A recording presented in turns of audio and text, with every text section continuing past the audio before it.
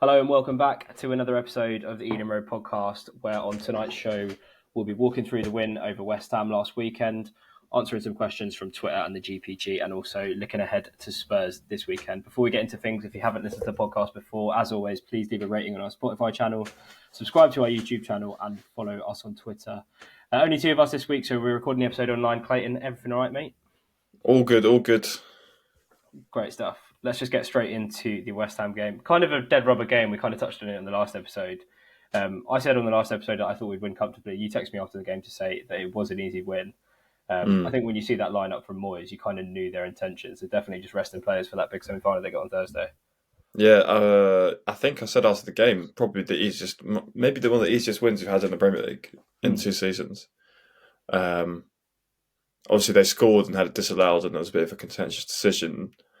Well, it depends who you ask, but that was kind of the only time they threatened the whole game. We kind of had quite a bit of the ball in periods when they had possession. They didn't really look too dangerous. Obviously, they were resting players, but no, it was very like you say, run the mill, and like to have the second goal be that easy, just to flick on. But you'd think teams would defend that better. Given how much we've scored from set pieces like that. So yeah, another day at the office, I think, for the players. Yeah, I think the stats kind of back that up. 24 shots on goal. I think it was probably our highest XG for the season. I haven't actually checked, to be fair, but I think it was like 4 or something ridiculous. Close to 4. I swear the players must listen to the podcast. It seems like every time we come out and slate a player on the previous one, they go and put in a good performance to the next game. Obviously, I came out after the Liverpool game, said Mbeumo needs to work on his final product to take him to the next level, and then he goes and scores a goal the weekend after. But I think we both agree that Fabianski should be doing a lot better because it kind of like it kicks straight at him, and he gets a hand on it as well, and it kind of just rolls under him. Yeah, that was consensus from the West Stand as well. It was a pretty shocking finish. It's just, I think, almost because he had so much time and so much of the goals to shoot at. I almost feel like Fabianski might have, like, when a keeper kind of just gives up, like, he's going to put it past me, and then he's kind of literally put it right underneath them, and it's somehow gone in. But like, if Brian missed that, it wouldn't even surprise you, would it? No. But and like, you've watched the rest of the game, he was still fairly frustrating. Just quite wasteful with the ball. He was good, don't get me wrong. It's just like, that's the frustrating thing. It's like he could be so much better if he was more consistent finishing and a slight bit of a right foot. The thing is, on his right foot, sometimes you put a cross in, it'll go out for a throw, and then the next time we put it like on the sixpence on Toney's head. So it's just like 10% more consistency. You'd have so much more output. I think we kind of touched on it. Well, Callum said that he wouldn't have Benrahma back in a heartbeat, but you can even see it for Benrahma's cross for their disallowed goal. That's the kind of thing that Mbeumo needs to be doing with his final product. So many times where he's wasteful when he gets into those good positions on the touchline, or even towards the opposition's goal line, and he just goes straight into the hands of the keeper. Whereas that cross that Benrahma put in towards the end for the disallowed goal is exactly where you want the ball to be for a striker to attack it. Another goal from a long throw in. Our set pieces almost feel like a cheat code at this point, especially those long throws. Teams just don't really know how to deal with it, do they? No, it's I just. Like, when we played Liverpool, like, Klopp spoke about afterwards about how dangerous we are from it. Mm-hmm. And they clearly worked on it all week because he was really happy with how they defended it. And, well, clearly West Ham have got other priorities, so they hadn't spent too much time watching some Matty Jensen long throw-ins, because that was as easy as it comes for just an easy flick on, and then for Wheater to win a header in the 6-yard box. It's pretty poor defending. But no, it's so great to have. Those goals make such a difference in the league. I'm sure if you took like all those goals out, we'd be probably down near the bottom half of the table. Exactly. We scored like 30 odd goals. I don't know if it's this season or if that's a Premier League all time. But we've scored. We're up there with City and Liverpool in terms of goals from set pieces. And I really don't understand. Like, there's kind of a stigma around long throws, but like Forest have started to do it. They scored another goal from a long throw in against Chelsea on the weekend. We've started to do it this season. It's just like having another free kick or a corner in a dangerous position. I don't know why more teams don't utilise it if they've got someone in the team with a long throw. Yeah, maybe it's something to do with Pulis and Pulis' ball with Roy did that launching it in. It was so hardcore. and frowned upon at the time. No one touched it for basketball until Mr. Frank came back and didn't come back to the Premier League, entered the Premier League, and I think we showed got to put everyone it how it's there to done. Quaver. Surely a move from Quaver from set pieces, maybe. I don't know. Well, yeah, but we've had quite a few different set piece coaches over the last kind of 4 or 5 years, if I'm not mistaken. I believe the guy that we hired when we kind of brought in a lot of new coaches, I think when we brought Giles and Angson in is now at City. Yeah. So it's quite well respected and definitely a part of our game that we make the most of. I kind of watched the Wissa goal, and I'm wondering like how much of that, because if you kind of watch his run, you can see that he checks it and then runs back, knowing that Ben Mee's going to get the flick on. I wonder how much like they work on those finer details in training, or if it's just a case of getting the ball into one of the big men at the front stick and hope that someone's on the end of it. But it looked like his movement was kind of planned, so I'd be interested to know. How would you assess the performance of the front three? We've already spoke a little bit about Mbeumo. Match of the Day said, well, I think it was Shay Given said that Wissa looked like our most dangerous player on Match of the Day, but you can't really take what Match of the Day pundits say as scripture. Especially on a special match today too. The quality goes down, doesn't it? No, they were all good, all very good. We didn't look too much like we missed Toney for the most of the game. Probably a lot down to the opposition being quite lackluster, but no, we played some nice football at times. That extra bit of pace kind of on the break. Those three going forward look nice. I thought Wiese was pretty good. Still think he struggles to start a game and finish the game. He only seems to only have about 60 to 70 minutes in the tank, which is quite frustrating. I think that's why he's such a good impact sub. Yeah. And he has Charlotte. Yeah, bright as ever. Just needs a goal. Literally just needs a tap in, doesn't he? Yeah. One tap in, I think it'll be flying. He had some good moments in the first half, where his touch maybe let him down, but the pace is just so raw. Yeah. But yeah, I'll definitely give him a lot more time before I start critiquing him. I do. I've seen a few Brentford fans on Twitter saying he's a bit overrated compared to what people have been saying about him and how good he actually is. But I think one of those players you need to give time. Given that he barely played for Freiburg as well, it's just impressive how maybe not comfortable the word is, but he doesn't look like out of place. Just kind of starting the Premier League all of a sudden. Speaking of Freiburg, should we touch on the new goalkeeper that we've been linked with? Mark, is it Mark Flecken? Yeah. Obviously, when you sign a new player, the highlight compilations come through. There's been a few that have come through. A lot of people saying we wouldn't go for an unproven 29-year-old for 13 million euros or whatever's been reported. And also, it is strange that I think it's only Fabrizio Romano that has said that we're interested, and for some reason a lot of people on the GPG think it's completely false. No, there's a German journalist that apparently gets most things right that said it as well, and then Fabrizio was again today, so we'll see, but it looks like quite good business if true. I mean, I've never watched the bloke, but he's got the most clean sheets in the Bundesliga. Freiburg, they're actually doing really well this season. I think they're in the European spot.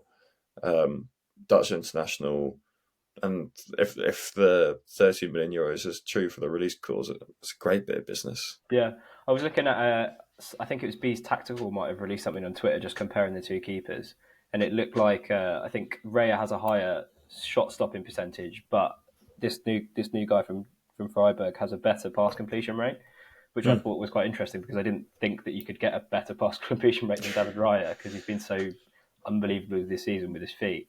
But definitely looks like the kind of keeper we'd want to bring in if he's good with his feet. I don't know if he's going to be better than Raya because I'd say Raya's probably best keeper in the league with his feet, bar maybe Ederson. Yeah, no, agreed. Or Allison maybe as well. But yeah. Did you see the clip though from Flecken from the weekend? Was it when he was just standing in his own goal, just like But I think it's literally from the weekend, just gone. We'll retweet it on Twitter for anyone listening that hasn't seen it. It's quite painful viewing, but shows they must trust in the metrics and the other film because basically just stood in the goal while the other team's scoring. I think the sun was in his eyes or something. Hopefully, we don't get another like Dan Bentley season if he becomes our first choice keeper. That would not be good. Well, we've had a bad keeper after Dan Bentley. Yeah. I think we tried to delete Fernandez from our memory all too Oh my god, recently. yeah, I completely forgot about him last Yeah, season when Ray got exactly. injured. My god, no, that was like the point where all of our good players started to get injured at the same time, and I'd say he was probably the most pivotal one because we just lost everything that we had from playing out the back It with was bad. Raya, and he just You wasn't. He couldn't. wasn't commanding in his area at all. Like I remember a No. game, I can't remember who we were playing now. We went away and we conceded twice within the first minute, and he was at fault for both goals. Something Was it stupid like that. Burnley? I think yeah. Was it why was it Burnley though? Oh no, yeah, obviously yeah, because they got relegated last year. Yeah, I think it was Burnley.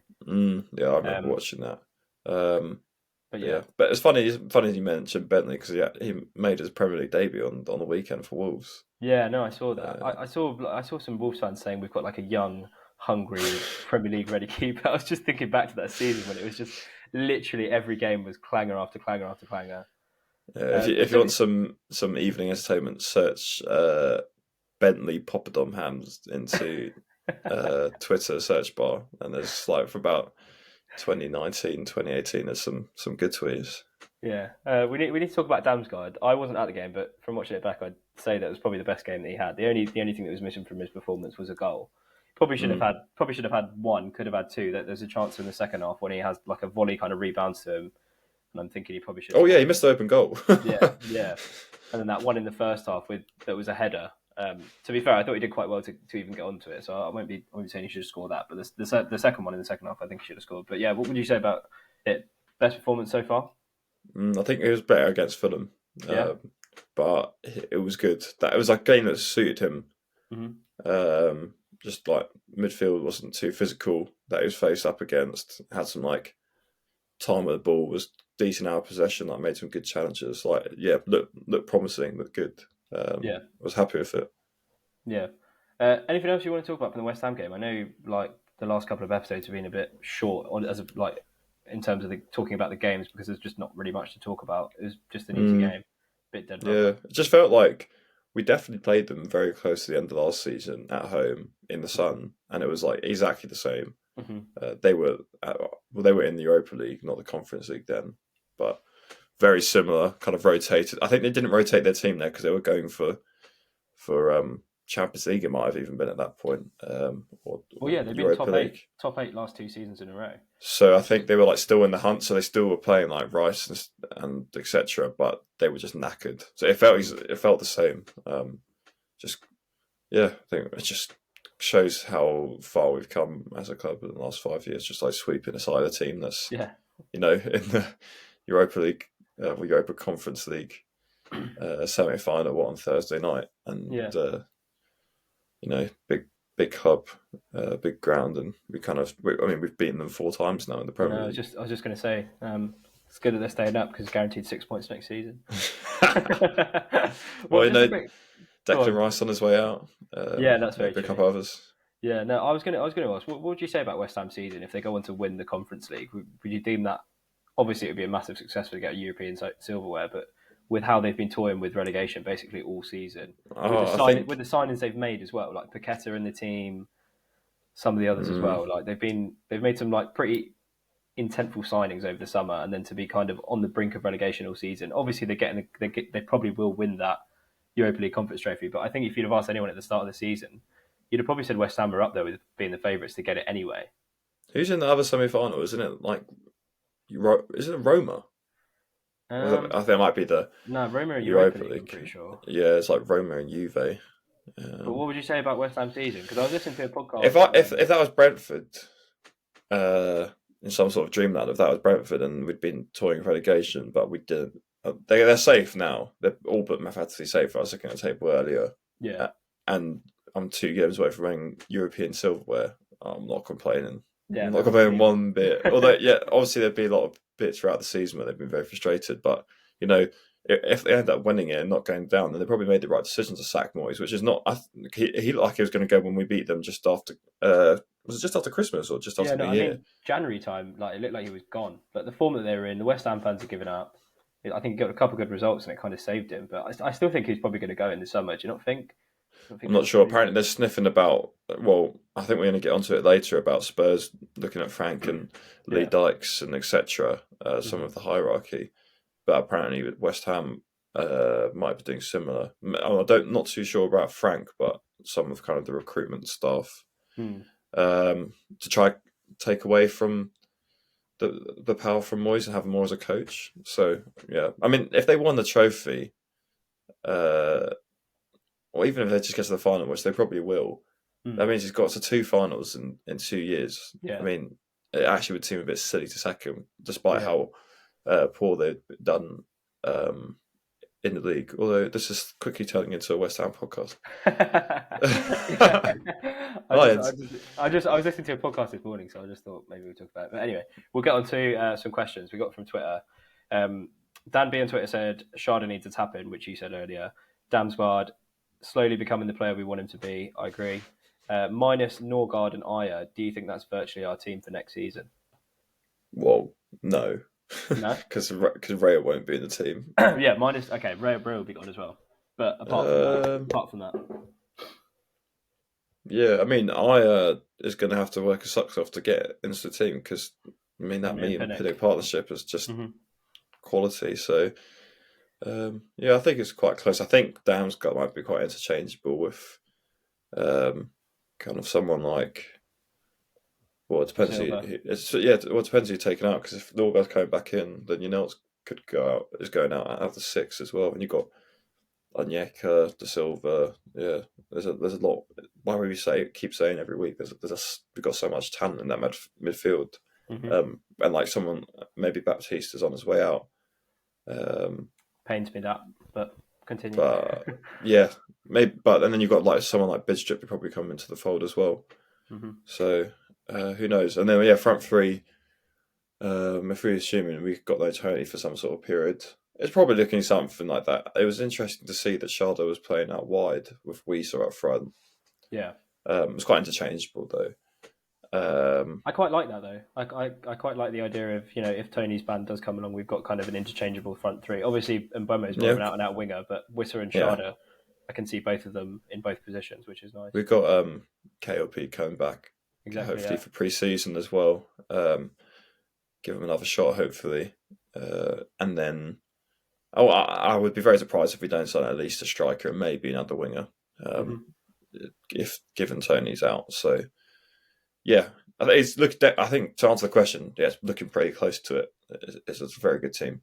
Yeah, I agree. I would say probably another forward player. I think, like you said, we're pretty full in terms of those midfield positions. Got so many players that can come in and do a job.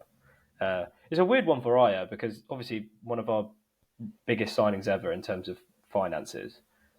Played for Celtic, he's got loads of game time, but for some reason at Brentford it's just not quite worked out because of the injuries.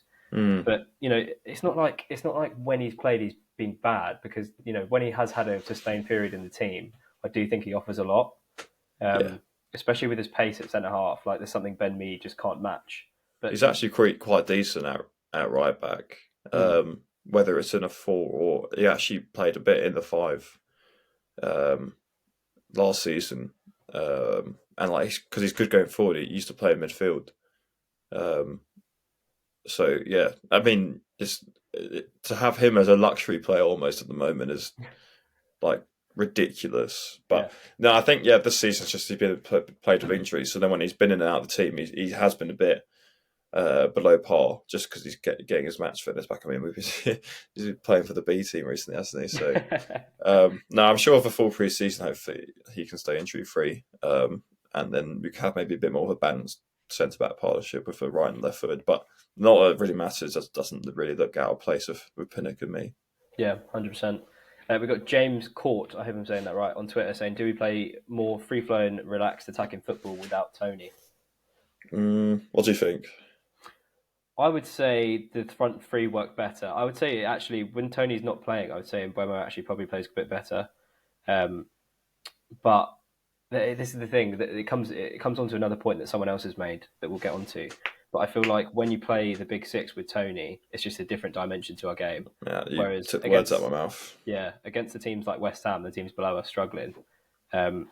with Wissa and Mbeumo and Sharda, they've just got more freedom to run around, and there's more space in the midfield areas, more space for them to run into. But what do you think? Do you think we played better? Well, I think that's two questions. Do you think we're better without Toney? No, we're not better. We No. probably played better on the eye in terms of kind of build up play, because you can't just go direct Mm-hmm. off Wisa, or I mean, you probably could go direct off Sharda. It's not really his game, but it's like he's tall and his leap is absolutely massive. He really gets up for like headers. Who, Sharda or Toney? Sharda. Yeah, he does. Tony's a given. Yeah. So yeah, but I think like I don't think we would be able to replace Toney. No, we're going to replace him. We cannot replace him. Although Pep famously said that, and look who he's got up front now. So yeah, exactly. That's right. Yeah, maybe there's someone we don't know about that can do a job. But I mean, for him to score 20 goals and kind of the way he put on the show, even in the loss against Liverpool, people were kind of in awe of his display. I mean, kind of a lot of shirters on Twitter from Big Six clubs are kind of clamouring over their team signing him. I keep seeing day to day. And I think if there wasn't that ban, he'd kind of be nailed on ban looming, sorry. He'd kind of be nailed on for a £80 million move in the summer. Yeah. I think that kind of leads into the next question. James 30 on the GBC says, do we need a Toney replacement after his ban, or should we trust Wisher and Sharda to start? But it kind of leans into what you're just saying there. Like, finding a Toney replacement, although I have a lot of faith in the Brentford recruitment system, it's not bloody easy to find a 20-goal a season striker. Like, you think of strikers that have scored 20 goals a season and come into the Premier League without a big name on their shirts. Can't think of many.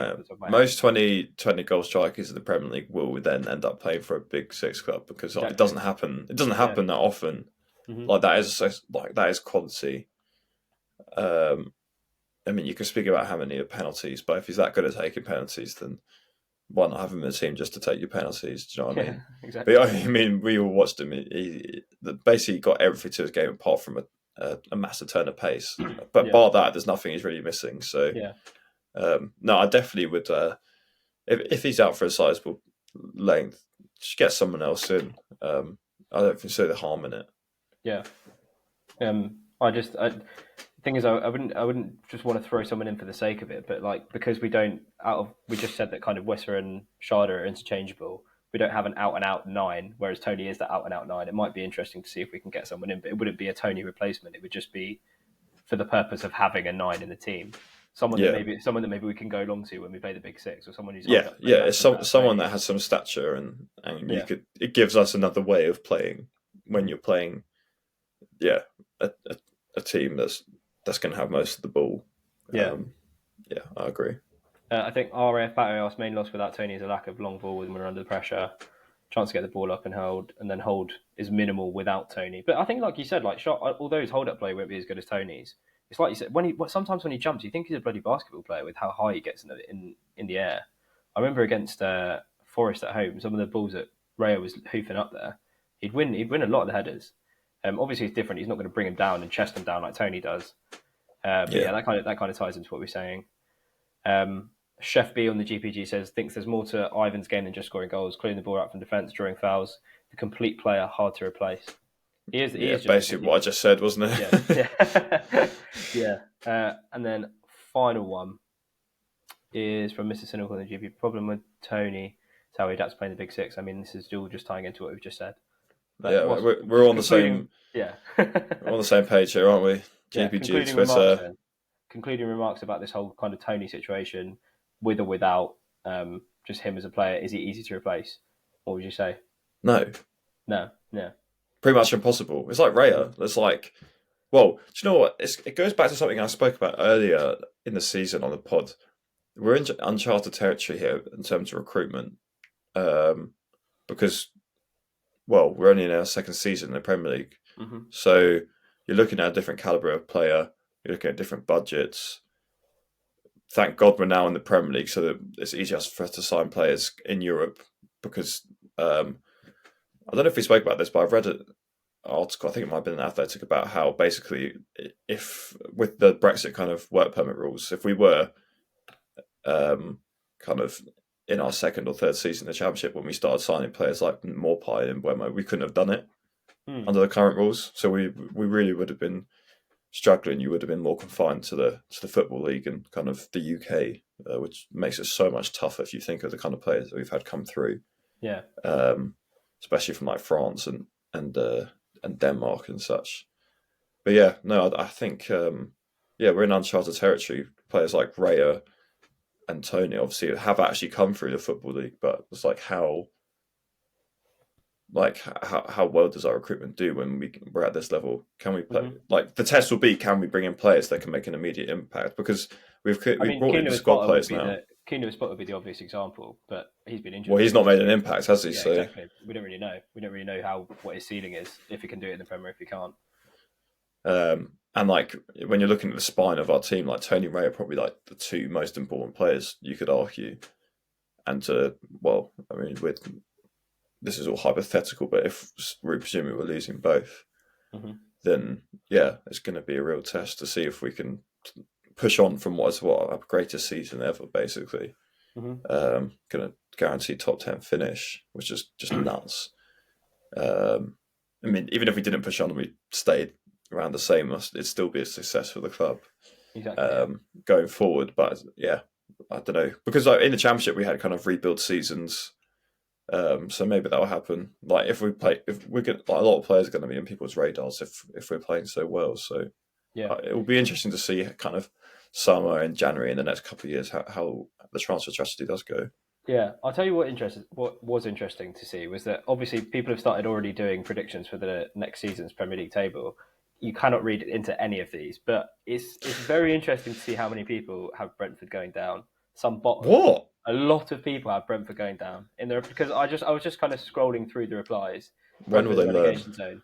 Well, the thing is, I think they're coming off the assumption that we're going to lose our two best players in David Raya and Ivan Toney, and you know, I think that a lot of people who don't watch Brentford a lot will think that without Toney we're not a team. And I think that might have been true at the start of the season, but in the games that we've been missing Toney, we've actually done quite well. I think someone put in the GPG that we've got an expected points of like 2.5 without Toney when he's not been playing. So yeah, it's interesting to see how many people have pipped us to go down next season. But like I said, you can't really read too much into those kind of things. Yeah, it comes back to that kind of uncharted territory, doesn't it? It's a possibility because we just don't know how the team and the kind of transfers subsequently will react if that does happen. But at the same time, we've got to have faith in Frank and the recruitment team. I really couldn't see that, but you know, it's football; anything could happen. Exactly. Cool. Well, that's the questions done. We'll look ahead to Spurs then. Just a word on Spurs first of all. I can't help but laugh. I feel so sorry for their fans. Like, seem destined for the top 4 all season. Now looking like they might not get European football whatsoever. The whole Conte thing, then appointing as assistant manager Stellini, 6-0 from Newcastle. Now Poch, one of their best managers in recent times, is going to go to their rivals. Just like, to be a Tottenham fan at the moment, it would just be absolutely horrible. Yeah, will it make it worse? So Kane can leave in the summer, maybe? Who knows? I know. The thing is, Poch could win silverware with Chelsea, and he never could with Spurs. That would like just absolutely kill me as a fan. Yeah, especially if they got all the way to the Champions League final, and probably one of the worst Champions League finals I've ever watched. Someone managed to lose without really doing too much wrong, but too much well at the same time. Yeah, bar handball. So yeah, Tottenham, don't envy people that support that club, and I don't think I'll envy them come Saturday afternoon because I think we're going to beat them. Okay, we'll get on to the game in a sec. Couple of just one report that I've actually seen on Twitter was TalkSport reported a couple of days ago that apparently Daniel Levy is a big admirer of Frank and is looking to take him away from the club. Honestly, I don't think there's any weight behind them because I haven't seen any English. I haven't seen Jay report anything on it. I haven't seen anything from Fabrizio Romano, although you can't really you have to take what he says and finish shot as well. But what do you think about that interest from Tottenham? I was saying to someone last night, it feels like quite lazy almost. Obviously, we've done a good job. It's like if you look at what Chelsea did, they're just like, oh well. Look at Brighton, very similar situation. It's like we're in a bit of a mess. Although actually, it's not that similar of a situation because Tuchel was like they weren't playing amazing, but Tuchel was like a very good pedigree manager, and he was in the job. But anyway, there's a lot of similarities. yeah, it's like, well, look, it's a good club in Brentford. They've got a good coach who's very flexible, adaptive, works in a hierarchical structure where he doesn't have control of everything. And then we'll just pick off a few guys above him as well. Apparently, that's what they're looking at as an option. They're also Yeah. looking at I think the Roma director of football it was. Yeah, yeah. But yeah, no, I don't know. I mean, I don't know. We spoke about it before, haven't we, Mike? Tottenham was kind of a thing we have spoke about. Yeah. I I hope think hope I think not. it's weird because it's like you see how badly it went for Graham Potter at Chelsea. I think if they appointed a manager like Frank and it started to go wrong quite quickly, he wouldn't get the time.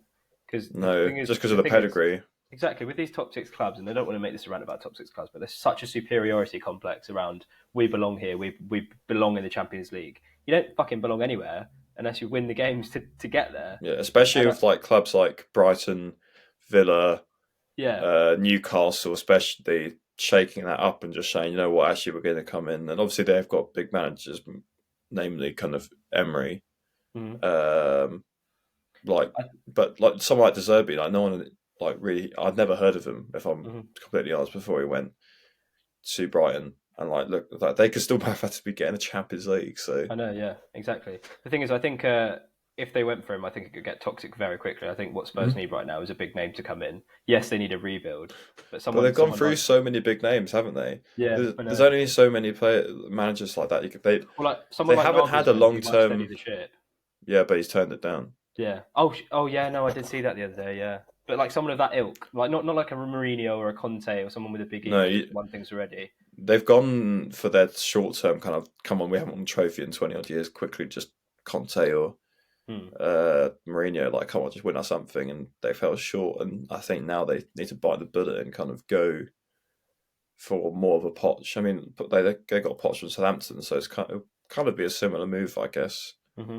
If you look at kind of where Poch has gone on, I mean, he's not had the most success after. Well, I mean, he didn't even win anything at Spurs, but obviously did change kind of the culture there and put them in a better position. So yeah, maybe you could see some similarities. They did it with. I mean, Frank's definitely the better manager, but they did it with Nuno from Wolves. Although he'd already been sacked by Wolves, I think he was just kind of their fifth or sixth choice manager, and he ended up going there. Yeah. But no, I think you're completely right about kind of you basically have like 6 months, if that, Yeah. as Thomas Frank at Tottenham to get the results right. Otherwise, the fans are just going to start going, "Well, who on earth is this manager? Mm-hmm. You should be managed this tiny club. Why is he at Tottenham?" Like, Yeah. I think the only thing that worries me is what Natalie Sawyer said on the podcast when she came on. If you haven't listened to that episode, please do go back and watch it, listen to it. But she said that Thomas Frank had a conversation with her along the lines of, I wouldn't leave Brentford, I'm so happy here, but if a top six club came in for me, that'd be different. The only thing that is making me not worried about that is the fact that, only TalkSport have reported on this, so I don't even think it's an actual thing. But it does kind of, it raises some hairs because it's like if he said that, Tottenham come at him with a load of money. If he thinks he can take the job, fair enough to him. Like, I'd wish him the best of luck. I wouldn't have any animosity towards him whatsoever. no. But I just think it could go very, very wrong very Yeah, quickly. God, that yeah. If we lose Ray, Toney, and a couple others plus Frank, then maybe the people putting us in the relegation zone are right. But we'll keep the faith. Yeah, exactly. So you're confident we're gonna get a result there? Yeah, if you look at their form, like they're on a complete downward spiral. They don't really have too much to play for now because they can't get Champions League. Mm-hmm. They like every time I watch the highlights of them play, they just don't look like they want to be on the pitch with each other. Half that team. Yeah. And I just even without. Well, I think Frank said Tony might be back. Yeah. Although we haven't spoken about it yet. But the news just came out. He was a disciplinary board he Yeah. sat in front Disciplinary. of today. Yeah. So, and that's kind of what a couple of days after he was injured, supposedly. So Mm-hmm. who knows if he actually has got a knock or if it's related otherwise. So we'll see if he plays. But I think regardless, even without him, we'd be in good stead to get a result at Yeah. Tottenham. I'd say so. I'd say if he's fit, then play him because of just what we said about his attributes when we play against a team in the top six. They're going to have more of the ball. We just sit in a low block, and when we get it up to Toney, win the flick, and go from there. But I think you're right. We're playing at them good time. the form at the moment is pretty diabolical. I know they beat, I think, did they beat Palace the other day? But they lost at Villa. They just lost in to their Villa. last game. So Yeah, lost at Bournemouth at home as well. So it's definitely a good time to be playing them. they've lost a lot of games against teams mid to low table at home this season. Yeah. But yeah, and yeah, 12:30 kickoff. Looking forward to it. I think it should be a decent day out. Yeah, I was just going to say early kickoff is never cause for a great atmosphere, but I'm sure we'll do our bit, No. and hopefully others follow suit. Yeah, I think that would do. Yeah, we'll see. One thing we haven't touched on is Saman Ghoddos. I know, yeah. Well, I mean, I do really like Saman Ghoddos. Obviously, not the best Brentford player I've ever seen play for the club. I probably should have included him in the episode. Let's do this earlier, but such is the nature of Saman Ghoddos as a player that I actually forgot about that whole thing. But seems like a great bloke. He's almost made 100 appearances. Well, has he made 100 appearances, or was it? Yeah, he's got 5 goals as well somehow. I only remember the one against Burnley, which was a screamer. The Rocket, but we lost that game. Didn't it get goal of the season last season? Maybe, but we lost that game, didn't we? We lost 3. Yeah, that was the game we were talking about earlier with Fernandez. Yeah. We were like 2 or 3 down in about. That was a bloody good goal, though. I remember. The thing is, with Ghoddos, like as we were saying earlier, when you sign a new player, you get the highlight reels out. Before he signed for us, when he was playing was it Östersunds before us? I think so. Some of the goals he used to score, even for the Iranian national team, some of the goals he used to score from outside of the box. I'd never seen him take a shot from outside of the box playing for Brentford. But I guess because he came in as like a 10, but we never really played him in that position. He was more it's kind of similar to Macontes, wasn't it? It's like he had the highlight reel from 10, but we never ever have played for 10. So it's just like a strange one. Frank decided to convert him to a right wing back or left wing back to whoever was more tired. No, I think it says a lot when a lot of the current squad are saying like, "Oh, top professional." It's like, well, he wasn't fucking amazing in football then, was he? If you're saying he's professional, you'd be like, "What a baller!" He wouldn't be getting released. So, but no, some good memories, some bad memories, but a bit of a cult hero, Ghoddos. I do enjoy him slapping people on the head when they score. That's always been quite fun to watch. Yeah, he won't be missed, but no, thank you for your service, Samurai. Yes. Thanks for the memories. I think that would do for today, mate. Unless there's anything else you want to chat about. No, end it on an Iranian note. Sound on an Iranian note. The Ealing Road podcast will be back next week following the Spurs match before that season finale against City the weekend after. Remember, if you haven't listened to the podcast before, please leave a rating on our Spotify channel, subscribe to our YouTube channel, and follow us on Twitter. And we shall see you next week. Cheers. Cheers.